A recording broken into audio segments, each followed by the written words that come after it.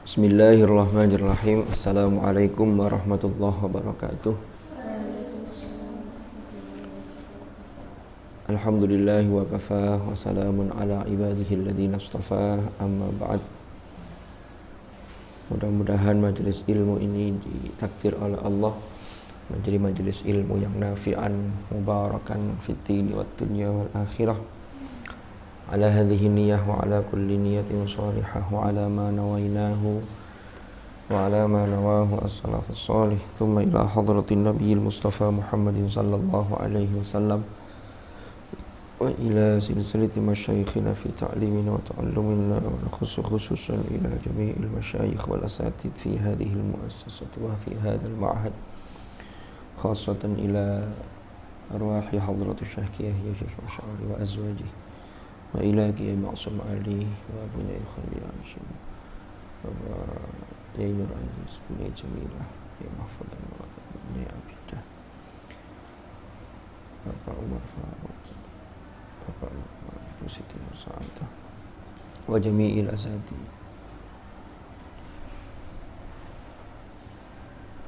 wa nafa'ana bihim wa bi'ulumihim fid dharin amin wa khasatan ila mu'allif at-tibyan fi adabi hamalatil Qur'an. Al-Fatihah.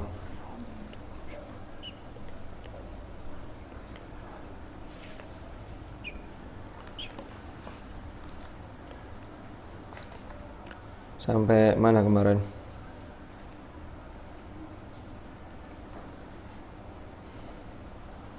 Wa amma tasbihu fi sujudi sudah ya?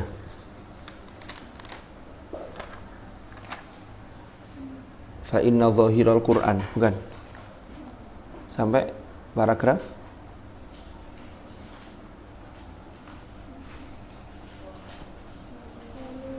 apa? Hah? Qalu.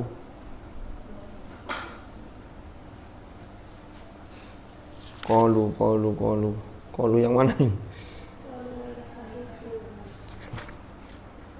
Oh. Bismillahirrahmanirrahim. Qala al-muallif rahimahullahu ta'ala wa nafa'ana bihi wa bi'ulumihi fid dharain amin. Qalu wa yustahabbu an yaqula. Qalu, mereka yaitu para ashabuna, ada ulama-ulama yang berpendapat mengatakan doa yang dibaca ketika sujud tilawah itu adalah wa yustahabbu an yaqul, wa yustahabbu dan disunnahkan apa an yaqul yen to mengucapkan sapa as-sajid yaitu sajidun litilawah, orang yang sujud tilawah, wa yustahabbu dan disunnahkan apa an yaqul yen to ngucapake sapa man yaitu orang yang sujud itu mengucapkan doa apa? Allahumma ktub li biha indaka ajron waj'alha li indaka dhukhran wada'anni biha wizron waqbalha minni kama qabiltaha min abdika Dawud alaihi salam. Allahumma ya Allah, uktub li, tetapkanlah bagiku, uktub li, catatlah bagiku, biha dengan sujud tilawah, indaka ing dalam sisi engkau, ajron ing pahala. Jadi catatlah bagiku ya Allah pahala sujud tilawah ini di sisimu. Jadi ini memohon kepada Allah. Allahumma ktub li biha indaka ajron waja'al lan dadekake sapa panjenengan, jadikanlah ya Allah ha ing sujud tilawah maksudnya, ha ing sajdatat tilawah li bagiku indaka ing dalem sanding engkau, ing dalem ngersani panjenengan, artinya di sisi engkau, dhukhron ing tabungan, artinya dijadikan sebagai tabungan, ya tabungan amal. Wada'anni biha wizron, dan hapuskanlah dariku dosa-dosa, wadha' anni dan hapuskanlah dariku biha kelawan sajdat tilawah wizron ing dosa. Artinya sujud itu sebagai pelebur dosa. Waqbalha minni, waqbal dan terimalah, waqbal dan terimalah ya Allah ha ing sajdah at-tilawah minni saking ingsun, minni dariku, kama qabiltaha kama qabilta sebagaimana panjenengan menerima, kama qabilta sebagaimana menerima sapa panjenengan ha ing sajdah min abdika dari hambamu rupani Dawud alaihi salam, yaitu Nabi Dawud alaihi salam.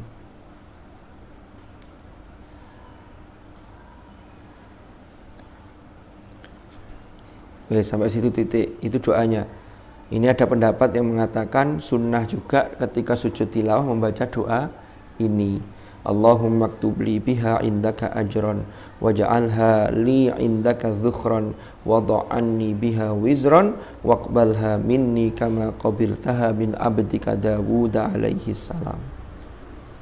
Tulisan Dawud itu wawunya satu tapi dibaca panjang, Dawuda. Jadi jangan dibaca pendek Dawuda, enggak, tapi Dawud. Itu memang bentuk tulisan asalnya begitu. Wa hadzal du'a utawi doa ini, wa hadzal du'a utawi doa ini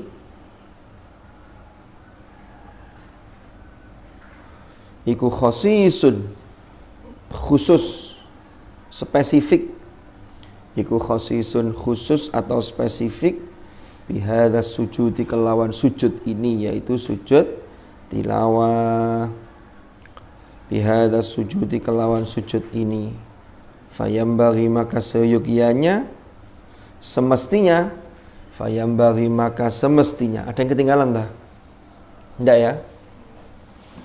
Fayambaghi maka semestinya atau seyogianya opo an yuhafidho alaih, opo an yuhafidho agar melestarikan sopoman alaihi ing atasi hadzal du'a.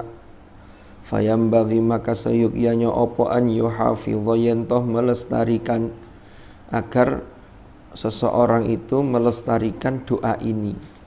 Opo an yuhafidho yentoh melestarikan sopoman alaihi ing atasi hadzal du'a. Jadi kemarin ada beberapa pilihan bacaan ketika sujud tilawah. Yang banyak dipakai adalah biasanya langsung, yang banyak ini ya, langsung sajada wajhi lilladzi khalaqahu wa sawwarahu wa syaqqa sam'ahu wa basarahu bihaulihi wa quwwatihi fatabarakallahu ahsanul khaliqin. Ini yang banyak dipakai ini. Tapi kalau mau ditambahi dari atas, setelah ditambahi Allahumma laka sajadtu wa bika amantu wa laka aslamtu, baru sajada wajhi, ya enggak apa-apa. Tambahi lagi subuhun qudusun rabbuna wa rabbul malaikati warruh, itu juga boleh. Ya.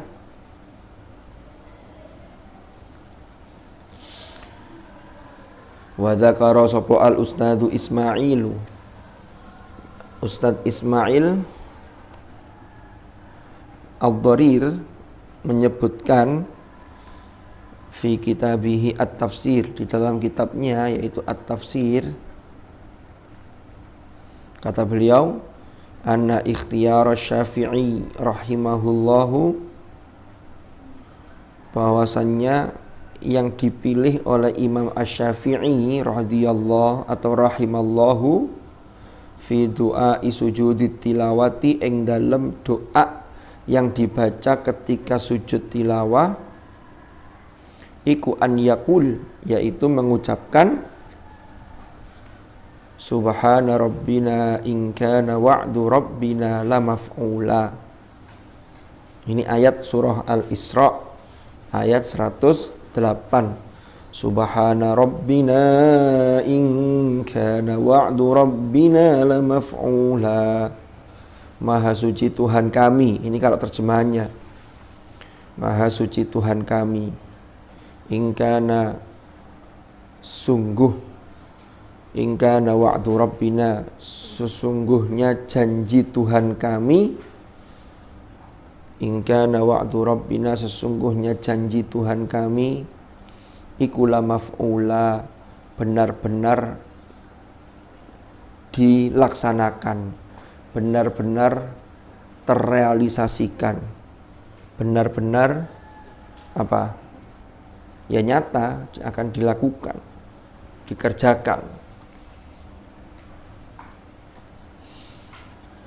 Tapi wa hadzan naqlu 'anis Syafi'i, wa hadzan naqlu utawi periwayatan ini, artinya doa ini periwayatannya Anis Syafi'i dari Imam Asy-Syafi'i iku gharibun jiddan, asing banget. Jadi periwayatan tentang doa ini kalau dinisbatkan kalau ini doanya pilihannya Imam Syafi'i maka dianggap asing. Nggih matur nuwun. Dianggap asing. Gharibun jiddan wa huwa hasanun. Ada yang ketinggalan? Silakan tanya kalau yang ketinggalan.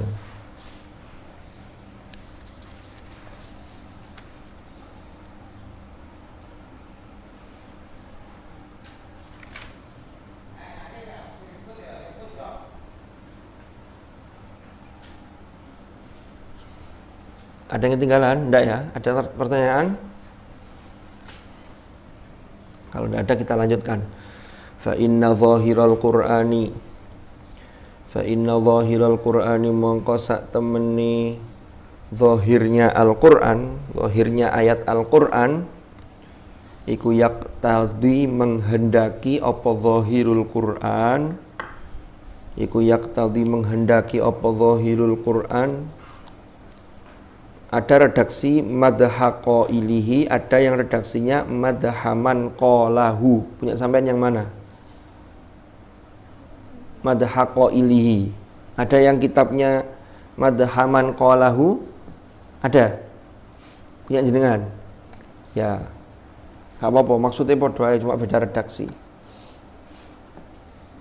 Karena saya baca di kitab satunya yang terbitan apa itu tulisannya madhaman qalahu. Fa inna zahiral Qur'ani iku yaqtadi menghendaki madhaqa ilihi ing pujian orang yang mengucapkan. Kalau madhaman qalahu berarti ing pujian seseorang qala yang mengucapkan sapa man hu ing pujian. Fis sujudi ing dalam sujud. Jadi gini, ayat Quran itu intinya loh ya, itu menghendaki bahwa isi dari bacaan ketika sujud itu adalah pujian kepada Allah dari orang yang mengucapkan itu. Ya. Jadi intinya maksudnya sampean waca subhana rabbiyal a'la wa bihamdih, itu kan pujian kepada Allah. Maha suci Allah yang maha tinggi. Subhana rabbiyal azimi ketika rukuk ya, wa bihamdih. Itu juga pujian dimulai dari tasbih mensucikan Allah, lalu segala puji itu hanya milik Allah. Itu kan ceritanya dulu ketika turun ayat fasabbih bismi rabbikal azim, ya kan? Itu lalu ada hadis itu riwayat yang mengatakan Rasulullah dawuh bahwa bacalah ini ketika dalam rukuk-rukuk kalian. Makanya dalam rukuk itu kemudian redaksinya subhana rabbiyal azimi wa bihamdi. Jadi itu. Allah itu sudah maha suci, tapi kadang-kadang dugaan yang ada dalam benak atau dalam pikiran manusia yang kemudian disandarkan kepada Allah, ini yang seringkali menodai kesucian Allah, sehingga itu yang harus dibersihkan. Jadi kalau disebutkan maha suci Allah, ojo ngarani sing aneh-aneh, ojo menduga yang aneh-aneh, karena Allah itu maha suci dari persangkaan hambanya yang buruk-buruk, yang tidak layak bagi Allah. Pujian saja, pujian itu tidak akan pernah mewakili yang sesungguhnya. Makanya kalau kita doa itu kan, ya Rabbana lakal hamdu kama yang bagi li jalali wajhikal karimi wa azimi sultanik. Ya Allah, lakal hamdu, wahai Tuhan kami, bagimu adalah segala puji. Kama yang bagi, sebagaimana yang semestinya, li jalali wajhikal karim, yang sesuai dengan keagungan wajahmu yang mulia. Wajah itu jangan diartikan wajah sampean punya bayangan naudzubillah nanti masuk dalam kelompok yang menyamakan Tuhan dengan makhluk. Ini tidak boleh. Jadi ini menunjukkan keagungan li jalali wajhikal karim wa azimi sultanik, dan keagungan kerajaanmu. Ya, jadi pujian itu ya itu pada al-khaliq. Kalau kita muji kepada manusia, itu kadang-kadang begini, menurut yang muji, itu orang itu kan kadang terjebak pada dua pandangan. Ada pandangan namanya ainur ridho. Ada pandangan ainus sukh. Ini tidak objektif dua-duanya, ini subjektivitas yang muncul. Ainur ridho, kata Imam Asy-Syafi'i, itu pandangan yang ridho, pandangan yang senang. Orang itu kalau sudah senang, itu kadang kejelekan itu tertutupi oleh keindahan pandangannya karena dia sudah kadung senang, sudah kadung cinta. Yang kedua, ainus sukh. Ainus sukh itu pandangan kebencian. Lalu kadung gak seneng, masih yang dilakukan orang lain itu benar, kita sudah menolak. Seringkali manusia terjebak pada dua hal itu. Sehingga pandangan keburukan, pandangan kebencian ini akan menutup segala jenis. Kalau yang pertama akan menutup segala jenis aib, kalau yang kedua akan menutup segala jenis kebaikan. Contoh, umpama lo ini, wes anu aja, saya tidak usah sebut nama di sini, nama yang lain saja. Ada namanya si A, si B, si C, sampai si Z. Ini saudaranya banyak rupanya. Si A ini tidak senang dengan si B. Maka si B itu ngelakoni opo wae, A itu pasti akan mendustakan. Sarah iku pura-pura, sok-sokan, kan begitu, sok suci. C sewenang nang B, mbelani entek-entekan. Sampai kalau salah itu kadang-kadang sampai ada yang dicari 1001 alasan untuk enggak kok dia enggak begitu kok, dan seterusnya lah. Nah ini kadang manusia terjebak dua hal itu. Makanya ya apa caranya kita bisa memandang secara objektif. Lah, kadang tuh begini. Kalau orang muji orang, ini kan kita bicara tentang soal hamd. Soal hamidah yahmadu itu pujian kepada Allah. Kalau madaha yamdahu itu juga pujian, tapi biasanya al-madah itu terkait dengan makhluk. Kita memuji ke makhluk, itu kalau sudah pandangannya ainur ridho, koyok-koyok kalimat pujian, bahasa itu tidak bisa mewakili yang sesungguhnya. Padahal pujian itu tidak mungkin sempurna. Orang yang dipuji itu tahu kelemahannya, sehingga kalau dia berlaku sombong gara-gara dipuji, ini berbahaya. Padahal aslinya dia tahu kelemahannya. Mungkin hanya pencitraan, di luarnya koyok yo-yo. Padahal yang tahu dirinya ya dirinya sendiri. Sajane saya itu belum seperti itu kok. Makanya orang sufi itu kalau sudah levelnya tinggi, itu cacian atau pujian itu tidak mempengaruhi terhadap aktivitasnya, ibadahnya kepada Allah. Kalau kita ini masih terpengaruh, umpama baru rajin sehari dua hari, dilokno koncone lalu mundur lagi, ini berarti masih ada karena makhluk. Loh kan begitu? Memang proses itu. Padahal kita ini sudah diajarkan di dalam Al-Quran sudah jelas, qul inna salati wa nusuki wa mahyaya wa mamati lillahi rabbil. Lillah itu punya makna setidaknya 3. Lillah yang pertama itu li karena Allah. Kalau sudah karena Allah, sampean masih dicemooh orang, jalan terus. Lalu yang kedua, li itu bermakna untuk. Kita melakukan sesuatu lillah itu motivasinya ini kembalinya untuk Allah. Lah kalau sudah untuk Allah itu sesungguhnya kembali ke dirinya. Karena Allah menyatakan, karena Allah itu tidak butuh sesuatu dari kita. Kita yang butuh kan gitu. Makanya Allah mengatakan dalam firman-Nya itu, man amila sholihan falinafsi. Barang siapa yang melakukan amal sholih, melakukan kebaikan, sesungguhnya dampak dari kebaikan itu akan kembali ke dirinya. Contoh, orang itu kalau baik ke orang, dapat pahala iya, karena dia melaksanakan perintah Allah. Pahala iya. Lalu yang kedua, dampak baiknya akan kembali ke dirinya. Contoh kecil. Di pondok kita bareng-bareng 6 tahun, umpama.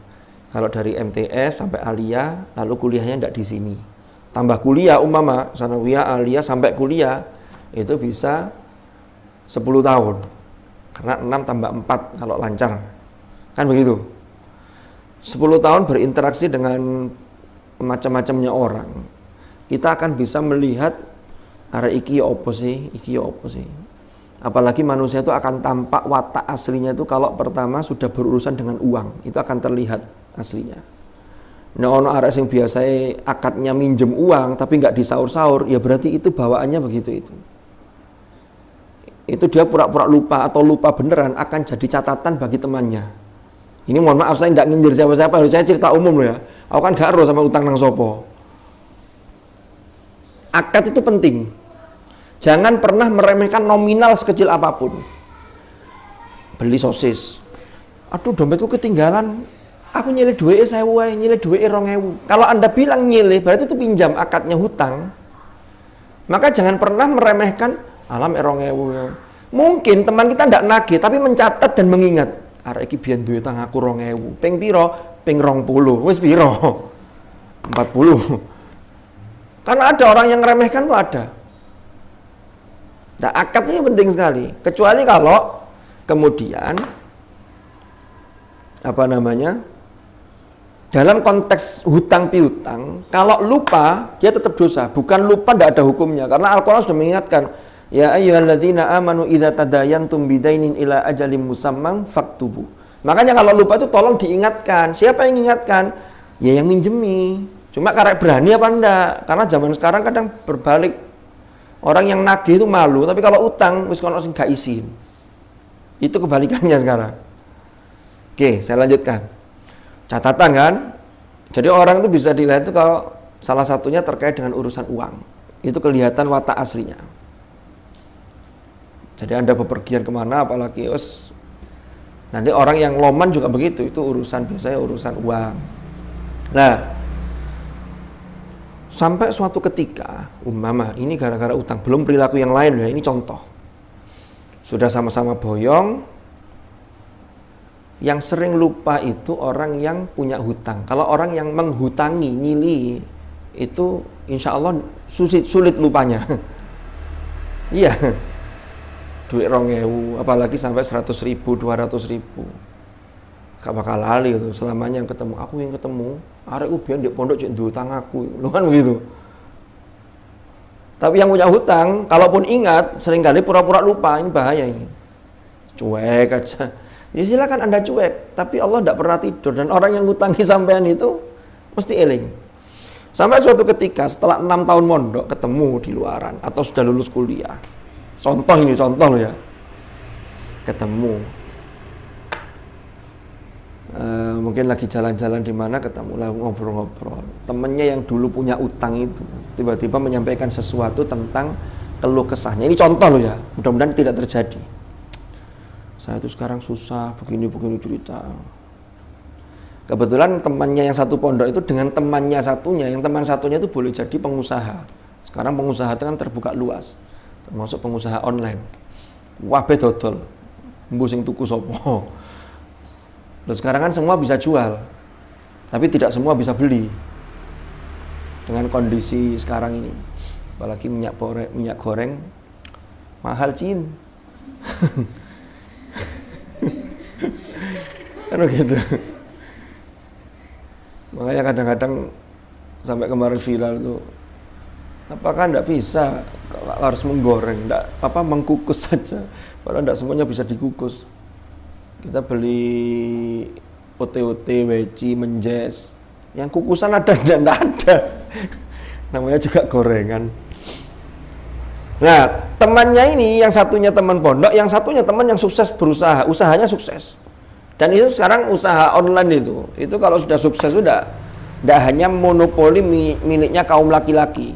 Mak-mak berdaster itu sudah banyak yang punya penghasilan sendiri dari jualan online. Lah ganti dah mak-mak pakai mukena ini, pakai mukena ini.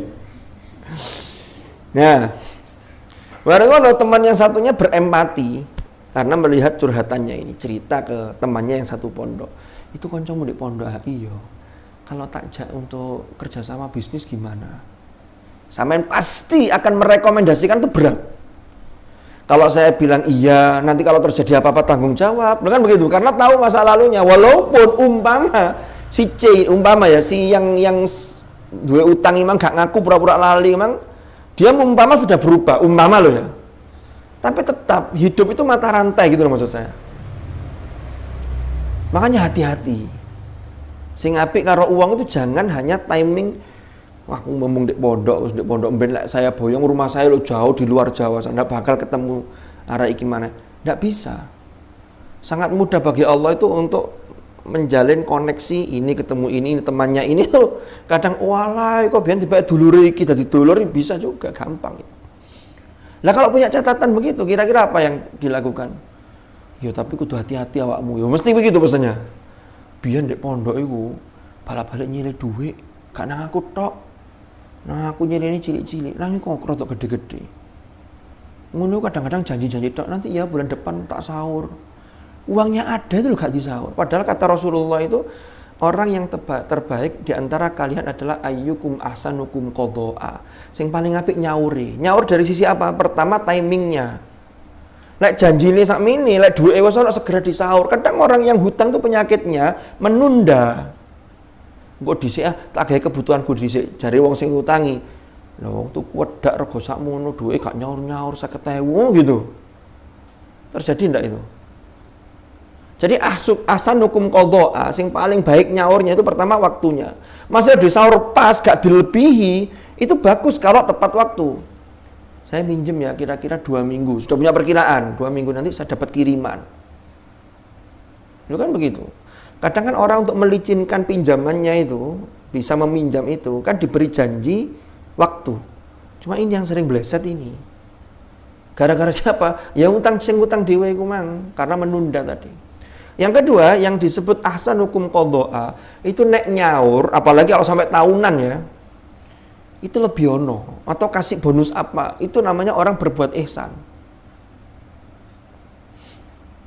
Saya minjemi ya Pak Mumut uang 100.000 pas kembali Ustaz niki uangnya saya kembalikan matur nuwun sudah dibantu karena merasa sudah terbantu Mbak Mumut menambahkan niki Ustaz ada teh 1 cingkir begitu ya ini berbuat ihsan atau dibawakan jajan atau dilebihi uangnya itu bukan riba. Yang tidak boleh itu kalau saya yang menentukan Mbak Mumut tak pinjami duit 100.000 tapi kalau sampai mengembalikannya 1 bulan ini jadinya 110 kalau 2 bulan 120 maka selebihnya dari uang yang pokok itu menjadi riba jadi beda akad. Tapi kalau saya tidak mensyaratkan apa-apa pengertiannya Mbak Mumut itulah yang diajarkan dalam agama kita. Arek iki benus nyili aku. Iya, tak balekno duit 100. Ya duit jilbab iki sudah enggak kepake tapi masih baru, saya baru beli, ternyata bajunya enggak ada yang match. Baju saya pink semua, lah jilbabnya warnanya hijau umpama gitu. Terus tak kasihkan sampean aja. Gitu. Karena orang perempuan itu jilbab itu mesti harus gandengannya kelambine itu kudu ono warna sing masuk. Kalau enggak itu akan jadi aib seumur hidup. Jadi bisa begitu. Sing paling enak itu pilihannya 2 warna jilbab itu. Nek gak ireng ya putih, kabeh mlebu. Cuma kadang-kadang enggak pede juga. guyon-guyon, ya. Ada pertanyaan. Loh ini maksud saya cerita ini tadi loh. Jadi orang tuh kalau memuji orang, memuji makhluk saja, itu bagi si pemuji itu kadang-kadang bahasa itu kayak sudah tidak mau bisa mewakili. Apalagi kalau landasannya tadi ainur ridho.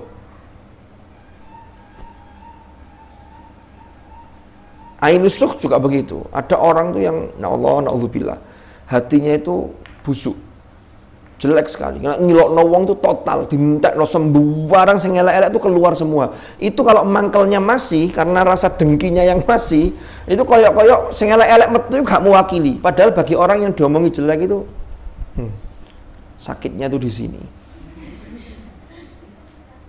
Loh orang itu rek, sampean kalau dicubit temannya dengan diilokno koncone itu lebih membekas kalau kita ini diilokno.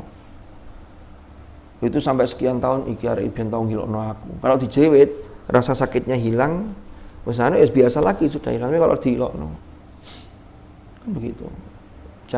Jangankan diilokno ya. Ada satu ungkapan yang kadang orang tuh nyeplos enggak terasa tapi itu membuat orang ingat terus. Dia pernah seakan-akan menyakiti saya. Lama ndak ketemu. Apa kabarnya Mbak? Alhamdulillah baik. Sampai kok tambah lemu. Wah itu kan. Ngono wis. Jadi masalah itu. Jadi interaksi dengan sesama makhluk itu susah. Harus hati-hati. Lah ono kejeglonge titik, segera perbaiki, minta maaf. Permasalahannya tidak semua orang itu kemudian mau memperbaiki dan segera minta maaf. Ada yang merasa gengsi. Bapak wis ngono ae. Jangan pernah meremehkan, malah ngono ae. Ini yang bahaya di sini. Gitu ya. Atau bahasanya yang tidak vulgar, yang tidak secara eksplisit. Kok tambah seger sampean? Kayak bahasa seger. Nah, seger itu maknanya kadang tidak hanya makna denotatif, tapi bisa makna konotatif. Ini seger konteksnya apa gitu. Kecuali kalau yang dimaksud itu mungkin habis mandi. Oh seger rek mariatus loh, itu benar. Tidak menyakitkan kalau itu biasanya. Justru kalau dibalik malah menyakitkan. Oh mariatus koyo tetep gak tahu adus. Wah itu menyakitkan. Habis mandi, habis sampo 100 mili habis sekali pakai. Udah gitu dinyatakan masuk keramas sedina ping 7 padha wis sak wulan gak keramas karena rambutnya ketumbinya sudah parah. Umpama. Bismillahirrahmanirrahim. Jadi begitu rek. Maka karena zahirnya ayat Al-Quran itu menuntut demikian, menghendaki demikian dalam sujud, maka fayustahabbu, maka disunahkan opo an yajma'a, yentoh menggabungkan atau mengumpulkan sopeman baina hadhil azkari kulliha, di antara zikir-zikir ini semuanya. Jadi yang bagusnya baca semua. Kan tadi ada beberapa versi. Lalu kata penulis kitab ini, zahirnya ayat Al-Quran itu perintahnya itu menghendaki madhaqailihi fis sujud. Maka yang bagus adalah fayustahabbu an yajma'a. Kalau yajma'a berarti sopaman baina hadhil azkari kulliha, di antara zikir-zikir ini semuanya. Mulai dari tadi itu ada subhana rabbiyal a'la, thumma yaqul Allahumma laka sajadtu wa bika amantu, dan seterusnya itu. Wa yada'u, dan berdoa sopeman.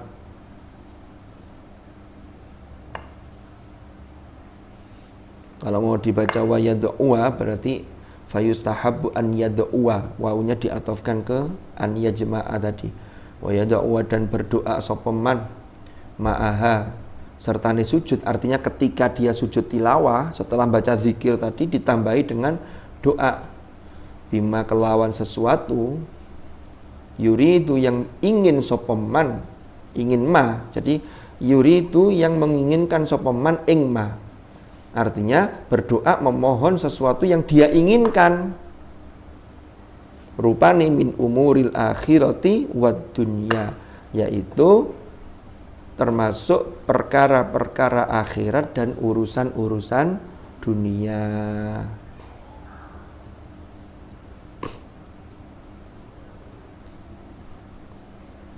Tapi wa iniktasara, dan jika membatasi atau memperpendek sapa man, wa iniktasara, dan jika memperpendek atau membatasi sapa man ala ba'dhiha ing atase sebagian hadhil azkar, jadi hanya memperpendek dengan membaca sebagian zikir.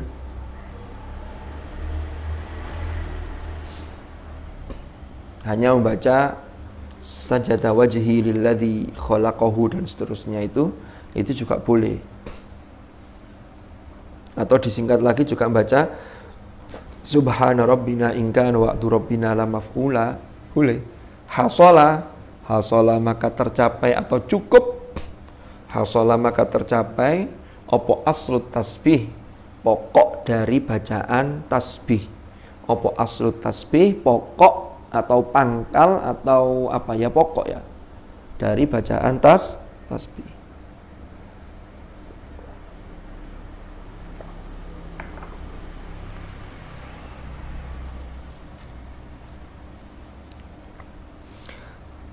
Saya mohon maaf loh ya kalau cerita tadi itu sungguh demi Allah saya tidak nyindir siapapun, jangan ada yang merasa tersindir. Karena gak harus sama hutang tangga. Tapi setelah ini mohon yang merasa punya hutang jangan pura-pura lupa. Segera bereskan, karena urusan kecil itu bisa jadi urusan besar. Urusan uang. Kadang ada perbedaan persepsi itu jadi masalah juga. Ada orang itu yang sangat perhitungan secara rinci terhadap pengeluaran dan pemasukan keuangannya. Tapi ada yang loss. Ke teman itu sangat royal, pokoknya opo bagi. Kadang dia ini menyamakan orang lain dengan dirinya. Nah ini yang jadi bahaya masalah di sini. Biasa-biasa saja lah. Jadi orang itu ya jangan terlalu royal, jangan terlalu medit.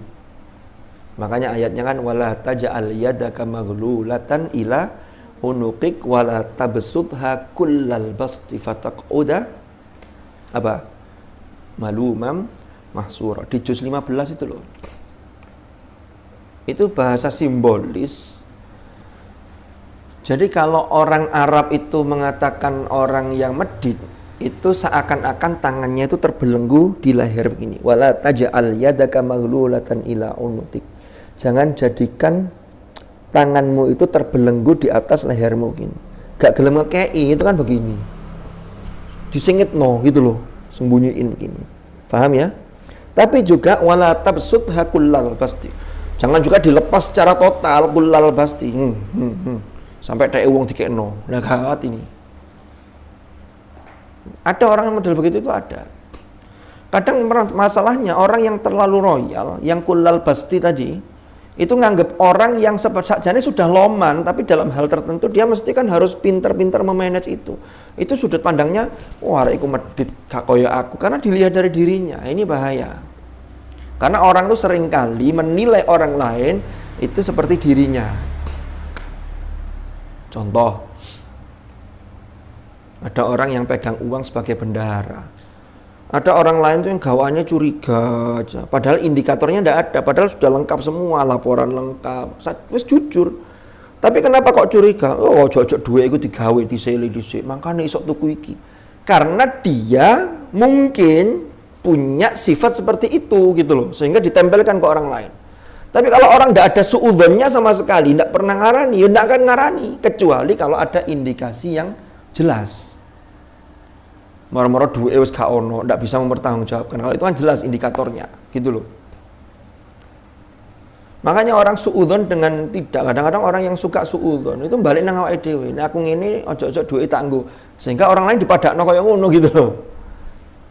Ini kecuali ada indikator yang jelas. Kalau yang bersangkutan melakukan penyimpangan terhadap uangnya orang banyak mau gitu. Jadi inilah komunikasi itu perlu sekali. Sampai nanti di masyarakat ya begini ini. Sampai nanti akan ketemu dengan macam-macamnya orang. Di pondok itu kan miniaturnya. Makanya bersyukur sampai bisa mondok itu. Karena bertemu dengan orang yang bermacam-macam itu 24 jam. Nah orang itu kalau ketemunya sehari hanya 2 jam, Itu yang terlihat kadang yang bagus-bagus. Tapi kalau di pondok itu arek iki yo opo, nang konco yo opo, itu bisa dinilai. Kan begitu. Nah, saya cerita begini ini yang merasa kurang baik, ayo diperbaiki bareng-bareng, diperbaiki masing-masing mulai dari diri kita sendiri. Karena Rasulullah mengatakan ibda binafsi. Jangan pernah berpikir sing ini sing melakukan elek aku tok, itu bahaya. Itu ada kisah hikmah rek. Dulu saya pernah baca buku motivasi. Ketika zaman di pondok dulu, saya lupa bukunya apa. Oh, kalau tidak salah di bukunya Pak Quraisy. Yang judulnya Lentera Hati. Itu saya baca dulu ketika saya masih mondok. Masih aliyah apa sanawiyah itu ya. Tapi ingat sampai sekarang ya. Kisah sesendok madu judulnya. Suatu ketika pernah ada di satu kerajaan, sang raja itu ingin menguji kejujurannya para warganya, rakyatnya. Apa kata raja itu? Besok malam saya sediakan tong itu apa ya? Tempat yang besar di tengah-tengah kota. Tapi tugas kalian hanya sederhana sekali, yaitu memasukkan sesendok madu ke dalam tong itu. Tapi semuanya, semua warga tanpa terkecuali. Dan ketika memasukkan ke dalam tong itu tengah malam dan tidak ada lampu, dalam kondisi gelap. Akhirnya mulai orang-orang berpikir begini, sak sendok madu, nek wong sak negara ini atau rakyat semuanya ini itu jadinya makan dapatnya banyak sekali, nanti kan ngumpul jadi banyak.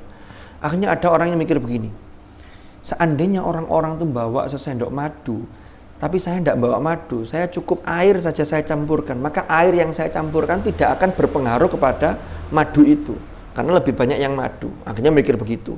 Yang lain tiba-tiba mikirnya bodoh, seandainya saya hanya sesendok tapi bukan madu, madu itu rodok larang, itu banyu putih aja. Saya tuangkan di sana, tidak ada yang tahu. Toh saya memasukkannya di tengah malam, gelap, tidak ada lampu, orang lain juga tidak tahu. Ternyata setelah terkumpul semua, begitu dicek, isinya air semua. Kenapa? Karena satu orang mikir begitu, ternyata yang lain juga podo mikir yang sama. Ini sudah tidak jujur. Akhirnya disitulah raja kemudian marah, ternyata rakyatnya itu tingkat kejujurannya lemah, integritasnya lemah. Jadi dimulai dari hal-hal yang kecil. Kalau Rasulullah dawuhkan ibda binafsik, mulailah dari dirimu sendiri, dirimu dulu. Kita ini akan bisa membuat perubahan untuk lingkungan kita kalau kita bisa melakukan perubahan ke arah yang lebih baik bagi diri kita. Jangan berpikir dan berharap membuat perubahan menuju yang lebih baik bagi sebuah komunitas kalau Anda tidak mulai dari diri Anda sendiri. Loh iya.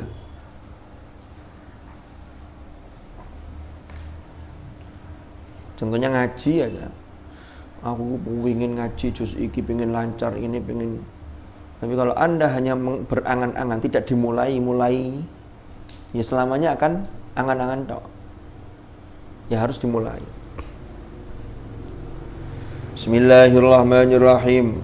Wa in iqtasara ala ba'dihha hasala aslu tasbih walau lam yusabbih bi syai'in aslan hasala sujudi ka sujudi salati.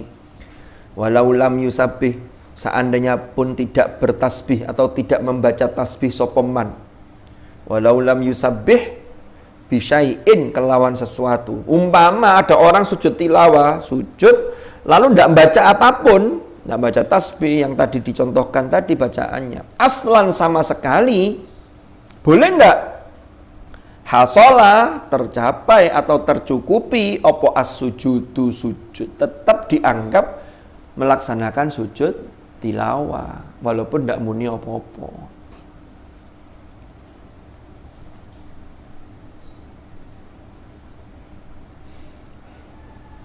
Kasujudi sholati, seperti sujud dalam sholat. Sampean sholat, sujud, gak muni subhana rabbiyal a'la wa bihamdi, tetap sah. Yang tidak sah itu kalau tidak pakai sujud. Faham ya? Tapi kalau rukun tidak bisa ditinggal. Rukunnya itu seperti baca Fatihah. Kok sampean gak moco, ya tidak sah.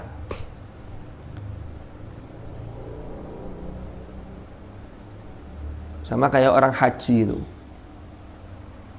Haji itu umpama ada orang awam tidak bisa ngaji, tidak bisa baca zikir, tidak bisa bunyi kalimat-kalimat thayyibah. Meneng cep ana wong mubengi Ka'bah melok ping 7. Marosai dari satu mas'a itu tempat sa'i itu naik sofa Marwah melok ping 7. Lalu ketika Arafah, haji itu kan al-hajju Arafah. Haji itu Arafah. Arafah itu inti dari ibadah haji. Tapi jangan dianggap begini. Oh berarti haji itu tidak usah tawaf, tidak usah sa'i, tidak usah tahallul, langsung ke Arafah. Karena hadisnya al-hajju Arafah itu keliru memahami. Karena ketika disebut al-hajju Arafah itu yang dimaksud adalah mu'dhamul amri. Apa? Mu'dhamul amri itu paling agungnya urusan atau yang dilakukan ketika haji. Jadi kalau orang haji, tawaf sudah, sa'i sudah, kok pas Arafah tidak ikut wukuf, hajinya tidak sah. Makanya ketika Arafah itu sampai ada namanya safari wukuf. Safari wukuf itu orang yang sudah sakit parah tapi masih hidup, masih nafas, masih bernyawa, itu dimasukkan ke ambulan. Ambulan itu besar, satu ambulan itu susun. Kalau di sini satu ambulan kan isi satu. Sana enggak, bisa susun 3 begitu. Itu ketika di Arafah hari wukuf tanggal 9 Dzulhijjah, itu ambulan dibawa keliling di Arafah. Sah. Tapi bukan berarti haji itu hanya wukuf, bukan. Itu masih gak muni apa-apa, sah. Tapi ya eman, nggak muni judulnya haji meneng. Padahal orang pulang jamaah haji itu, orang yang ziarah haji itu mesti minta doa. Wah, akhirnya itu kawan dungo bingung. Temannya disuruh ngerekam, ketika ada temannya, ketika pulang di rumah minta doa, disetelkan rekamannya, dia hanya apa? Lip sync. Ono tangan lagi. Enggak, Rek. Tapi sekarang sudah bagus lah, banyak. Minimal tuh doa sapu jagat kan. Apa doa sapu jagat? Rabbana atina fid dunya hasanah. Makanya tawaf itu kalau nggak baca doa apa-apa ya oh itu pokoknya doanya. Nanti ketika pulang ya Rabbana atina itu sudah. Kalau perlu tambahi Allahumma barik lana fima razaqtana wa qina adzabannar. Cuma nanti kalau doa itu dipakai, yang ziarah haji tanya, lah pun di daharane. Padahal suguhannya hanya kismis sama air zam-zam, itu aja gelas cilik. Iya, zam-zam itu suguhannya gelas cilik, jarang zam-zam gelas sak mini. Ini bukan zam-zam kan?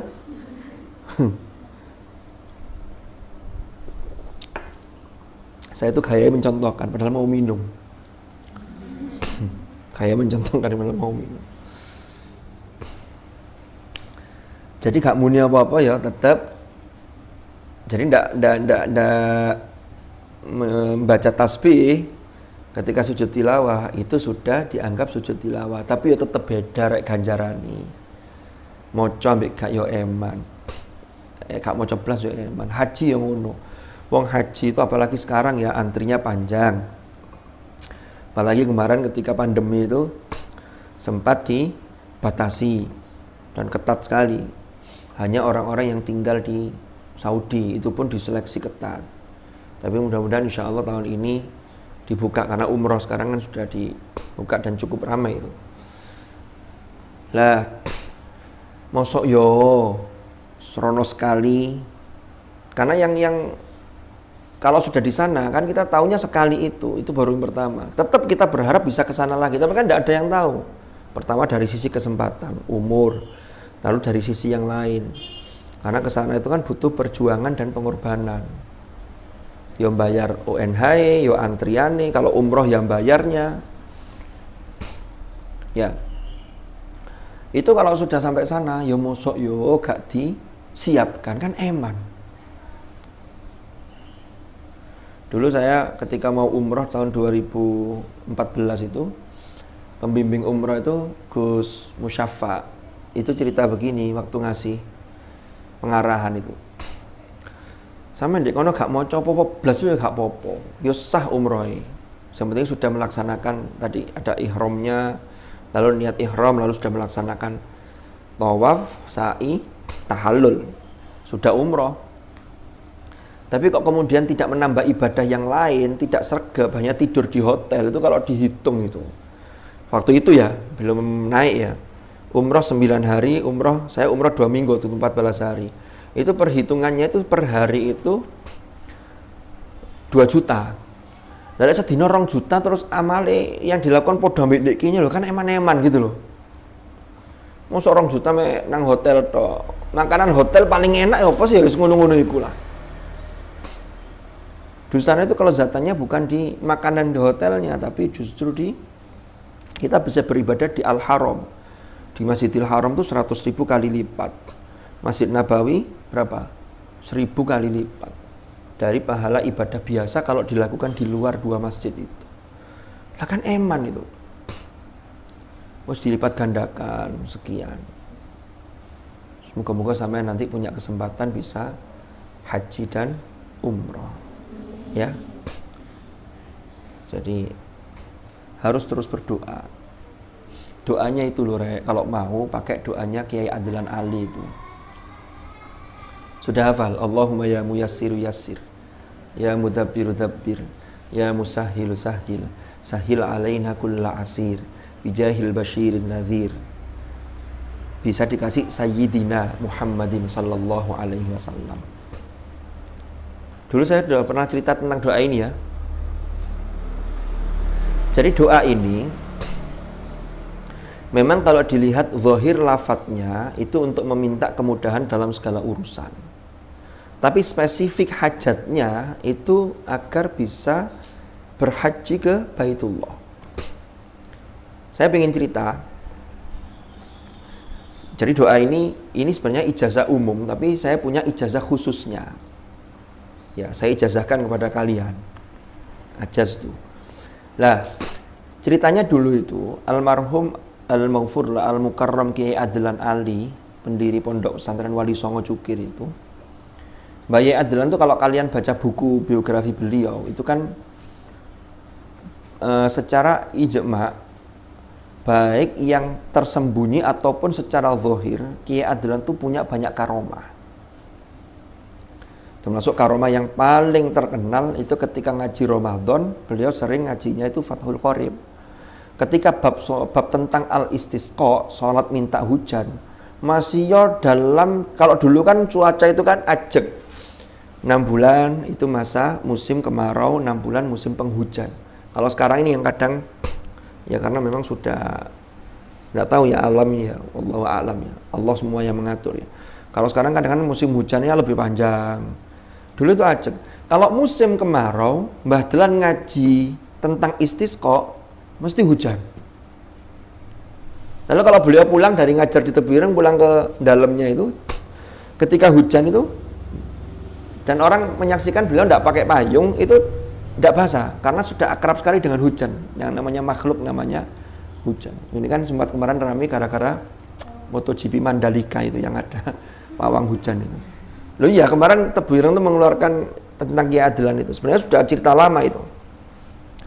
Nah, Mbak Kiai Adlan itu setiap tahun itu haji. Entah hajinya sudah berapa puluh kali. Ketika ada yang nanya, lho Mbak kok haji bolak-balik, artone napa mboten damel pondok, niku pun wonten jatahe piyambak-piyambak. Ya wis ono ae dalane. Suatu ketika ayah saya ini sowan ke beliau. Penasaran, pengen dapat ijazah doa bisa haji. Ya tetap ya bisa haji sekali, tapi berikutnya iso rono maneh lho. Gak mek cuma sekali. Kan haji itu atau umroh atau ke ziarah ke Makkah dan Madinah, itu orang yang belum pernah dia punya kerinduan. Orang yang sudah pernah semakin rindu karena pengen ke sana lagi. Sowan naik bis saya turun langsung di depan pabrik gula cukir, langsung masuk ke dalam beliau. Ngobrol-ngobrol. Ayah saya tuh belum matur, tiba-tiba Mbak Adlan tuh ngasih ijazah. Ini doa niki lho, jenengan waos. Allahumma ya muyassir yassir. Wis tulis. Diterima ijazah itu oleh ayah saya. Ulang ayah saya. Seminggu berikutnya, dalam kurun waktu seminggu itu ayah saya penasaran. Doa ini Mbah Dahlan dapat ijazah dari siapa ya? Dulu seperti apa? Pokoknya penasaran lah, pingin sowan lagi untuk bertanya. Akhirnya ayah saya seminggu berikutnya pas libur, pas nak ngantor begitu, datang lagi ke sowan ke Mbah Yai Adlan. Setelah masuk rumah, salim biasa, belum cerita apa-apa. Tiba-tiba Mbah Yai Adlan itu masuk kamar beliau. Jadi kamar beliau itu langsung kelihatan dari ruang tamu itu masuk kamar. Mbah Yai Adlan naik ke kursi, di atas lemari itu ngambil kitab. Diambil kitabnya. Ternyata kitabnya itu kalau tidak salah Jawahirul Bukhari. Kapan-kapan saya bawakan kitabnya. Kitab itu insya Allah sekarang dibawa ayah saya. Setelah meninggal Mbah Yai Adlan itu diminta oleh ayah saya ke putra beliau. Ternyata di kitab itu ada tulisannya beliau, doa itu. Allahumma ya muyassiru yassir. Lalu ada keterangannya di bawahnya itu. Arafil manam. Jadi ternyata Mbah Yai Adlan dapat ijazah doa itu dalam kondisi tidur. Orang tidurnya wali itu dapat ijazah doa. Kalau tidurnya kita, durung rek, sampean kan nanti jadi wali. Ya minimal wali murid lah. Lu jadi wali murid tuh langkah awal jadi wali. Kalau bisa telaten ngopeni anaknya, lalu anaknya nanti menjadi anak yang bisa menolong orang tuanya, Anda jadi wali, kekasih Allah. Karena dengan wasilah anak yang kita rawat itu. Ngeramut anak itu tidak gampang. Jadi ngeramut kayak sampean-sampean ini perjuangannya luar biasa itu orang tua sampean itu. Saiki kan, Bu kiriman, Pak minta dikirim. Berat itu. Oh iya. Kadang-kadang tuh masih dicarikan sana sini. Tapi yang lancar juga banyak, kemungkinan lancar kabel lah. Nah, jadi langsung Mbah Dahlan tuh ngasih tahu, ini loh, saya dulu dapat ijazah ini. Itu tanpa ayah saya itu belum tanya apa-apa ke Mbah Yai Adlan. Mbah Yai Adlan meninggal tahun 1991. 90 Oktober, 90 atau 91 ya, antara itulah. 10 tahun berikutnya, ayah saya ini mengamalkan doa itu terus. Setiap orang ini dampaknya akan beda-beda. Tapi harus yakin, karena orang doa itu harus mengedepankan sifat raghaban wa rahaba. Ada harap, ada cemas. Sehingga selalu memperbaiki. 10 tahun berikutnya, 2001. Ya, 2001 itu. Ketika presidennya Gus Dur, menterinya Kiai Tolha, almarhum Al-Maghfurlah. Tiba-tiba ayah saya ditelepon. Sampeyan nang Jakarta, ngurus petugas haji. Loh, napa Pak Yai? Wes sampeyan ndang berangkat saiki. Langsung berangkat ke Jakarta. Ternyata ayah saya diutus Kiai Tolha ngurus sebagai petugas haji, yaitu PPIH, panitia pelaksana ibadah haji yang di sana. Akhirnya diurus, alhamdulillah berangkat. Dan di sana tuh tidak main-main. Berapa lama? 3 bulan. Biasanya ibadah haji orang yang haji itu hanya 40 hari. Ini 3 bulan. Tuh lama di sana. Itu 2001. Jadi ayah saya berangkat bulan Januari, pulang awal April itu. Saya masih ingat jemput ke bandara di Sulu sana. Pulang 2001. Sepulang ayah saya haji, ayah saya nyampaikan ke saya. Doa itu memang sejak ayah saya mengamalkan itu saya juga sudah diutus untuk donga iki lho amalno. Ini doanya Mbah Yai Adlan. Oke. Ya, ayah saya sempat bilang begini. Lek mahasiswa ndak ada ya. Saya waktu itu kan kuliah. Ndak ada ya untuk ngajukan petugas haji. Oh, buat nonton ya, ndak ada. Lah kok tiba-tiba ini tahadus bin nikmah. Tahun 2005 sebelum saya lulus S1 waktu itu. 2005 kalian kelas berapa? Baru lahir. Berarti aku iki wis tuwek ya. Tidak. Manusia itu lemah. Kita tuh tidak bisa melawan waktu. Waya tuwek ya tuwek. Yang penting tetap ceria, kalau gitu. Yang penting tetap semangat muda kan begitu. Oke, saya lanjutkan. Jadi tidak bisa memang juga begitu. Yang sekarang di depan kaca itu lama. Nanti lama-lama itu muncul banyak bidet-bidetnya, alias keriput. Mulai. Jangan lalu kemudian teriak-teriak, tidak, aku tidak siap menghadapi hidup. Itu namanya lebay. Yang lebaynya jangan-jangan saya. Saya lanjutkan. Akhirnya 2005, waktu itu zaman Menteri Agama Bapak Maftuh Basyuni. Ini tahadus bin nikmah ini, temenan nih kira. Saya tidak pernah menduga, kemudian tiba-tiba saya waktu itu sudah siap-siap naik motor mau ke Seblak. Waktu itu ponakan saya kan baru satu, yang dulu sempat ikut ngaji di sini, sekarang kuliah di Semarang. Zaza itu loh, putranya Pak Dayat, Bu Ida. Itu kan masih kecil kan. Saya kalau nganggur-nganggur naik motor dari Singosari, dari Malang ke sini. Ya biasalah, seneng arek cilik kan, ponakan satu kan waktu itu. Saya mau berangkat sudah pakai helm, tiba-tiba saya ditelepon oleh bagian kemahasiswaan itu. Anu Hasim, nggih Pak, dari mana? Saya ini kemahasiswaan. Sampai segera ke kampus hari ini, harus segera ke Jakarta untuk untuk ikut pelatihan petugas haji. Kaget saya loh. Dadak juga. Akhirnya saya ke kampus, nggak jadi ke Jombang saya. Saya ketemu orang bagian kemahasiswaan. Gimana Pak? Oh, belum waktu itu belum berangkat petugas, belum berangkat langsung, tapi saya hanya diminta biodata dulu, mohon maaf. Ralat. Ini barusan kemahasiswaan kami ditelepon oleh Bapak Rektor, waktu itu rektornya Profesor Imam Suprayugo, yang sekarang jadi ketua Yayasan Unhas itu. Oleh Gus Solah kan ditarik untuk bisa ikut memikirkan Unhas juga. Akhirnya Prof Imam itu ternyata telepon ke bagian kemahasiswaan, dapat informasi, dapat perintah dari Menteri Agama untuk mencari mahasiswa di UIN Malang. Waktu itu ternyata dibuka di 4 UIN. Jadi programnya begitu, UIN Jakarta, UIN Jogja, Semarang, sama UIN Malang. Nah yang di UIN Malang itu, karena Prof Imam itu punya satu apresiasi terhadap mahasiswa yang menghafalkan Al-Quran, Pak Imam pesannya ke kemahasiswaan begini, cari mahasiswa yang bisa bahasa Arab sama hafal Quran. Saya agak GR juga waktu itu, saya dianggap bisa bahasa Arab. Mungkin kemahasiswaan atau Pak Imam pernah tahu saya ketika ngomong berbahasa Arab. Rupanya ketika saya menyampaikan sambutan atau apa, mesti saya mulai dengan bahasa Arab. Assalamualaikum. Kan bahasa Arab itu. Tapi kalau yang bahasa Arabnya bagus-bagus, banyak yang lain sebenarnya, selain saya.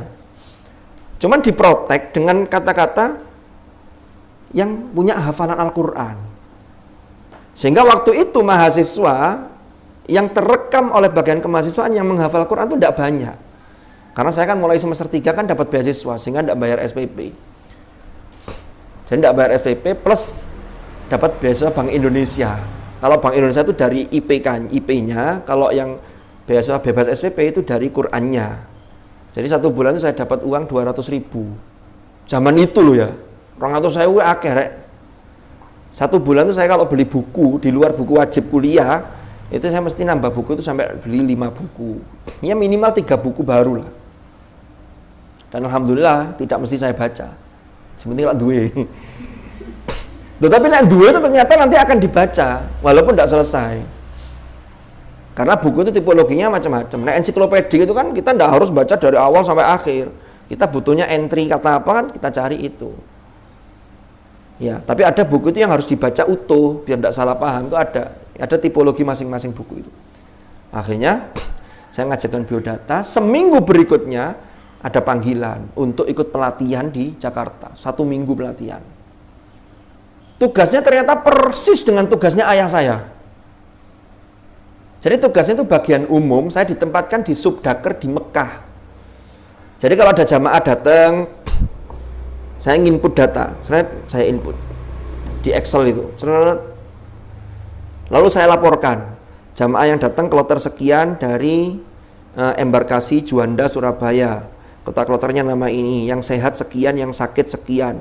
Nanti dilaporkan ke atasnya lagi bagian informasi, dilaporkan lagi sampai itu menjadi informasi yang muncul di televisi itu. Jamaah haji yang meninggal sekian orang sampai hari ini, yang sakit sekian orang, yang dirawat di rumah sakit Arab Saudi sekian, yang dirawat di BPIH, Balai Pengobatan, pokoknya terkait dengan yang opname di Daker itu, daerah kerja itu sekian orang. Itu laporannya dari bawah itu, yaitu tugas saya. Jadi tugasnya itu 1 hari off, 1 hari ngantor. Jadi ada banyak orang. Saya bareng dengan mahasiswa-mahasiswa tenaga musiman dari luar negeri, ada yang dari Mesir, orang Indonesia. Ada yang kuliah di Pakistan, tapi tugas haji. Nah itu. Dan saya di sana selama, tidak sampai 3 bulan kalau pas saya, itu 66 hari. Tapi ya 2 bulan lebih. Jadi datang di Mekah itu jamaah haji Indonesia belum datang.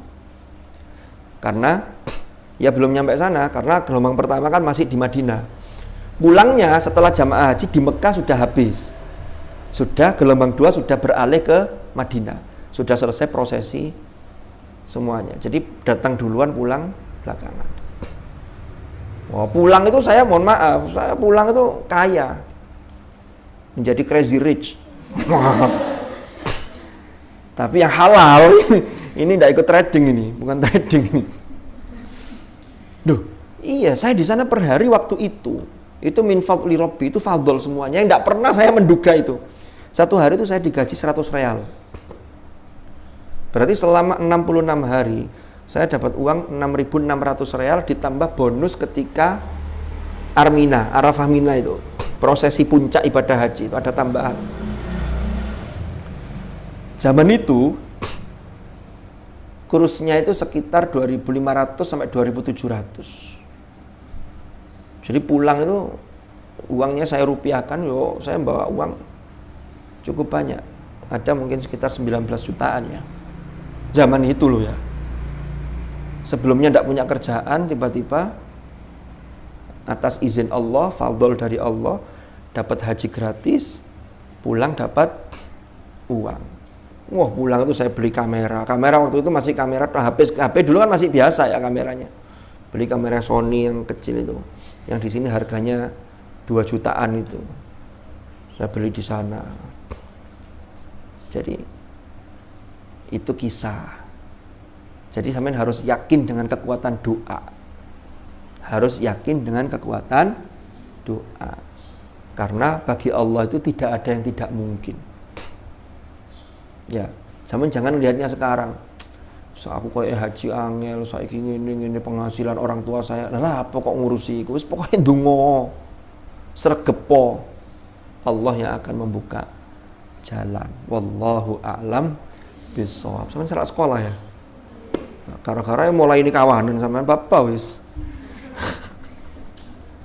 Sampai gak wakian mang ya. Ya wis wakian dhewe-dhewe diwaca di ati. Hati ini. Bismillahirrahmanirrahim. Mudah-mudahan manfaat. Alhamdulillahirabbil alamin. Mugi-mugi manfaat. Barokah al-Fatihah.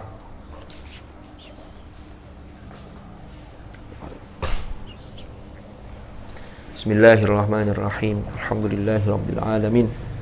Allahumma ma'al Qur'an ij'alna wa auladana wa dhurriyyatina min ahlil Qur'an alladhina hum ahluka wa khassatuka waj'alna wa iyyahum min ahlil ilmi wa ahlil khair wa ahlit tuqah wa min alladhina astafaita min ibadika alladhina warithu kitabak wa sababu bil khairati bi idnika bi rahmatika ya arhamar rahimin. Allahumma ja'al ijtima'ana ijtima'an marhuma wa tafarruqana min ba'dihi tafarruqan ma'suma wa la taj'al ma'ana wa fina shaqiyyan wa la mahruma bi rahmatika ya arhamar rahimin. Wa sallallahu ala sayyidina Muhammadin walhamdulillahi rabbil alamin. Al-Fatihah.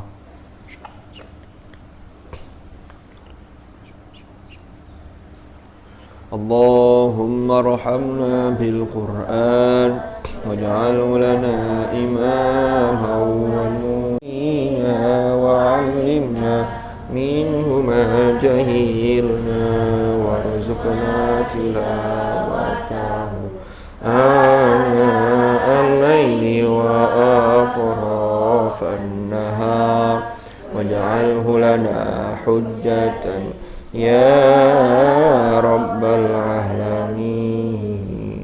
سبحانك اللهم وبحمدك asyhadu an la ilaha illa anta astaghfiruka wa atubu ilaik. Wa sallallahu ala sayyidina Muhammad walhamdulillahi rabbil alamin. Hadanallahu wa iyyakum ajma'in. Al-afa minkum. Assalamualaikum warahmatullahi wabarakatuh.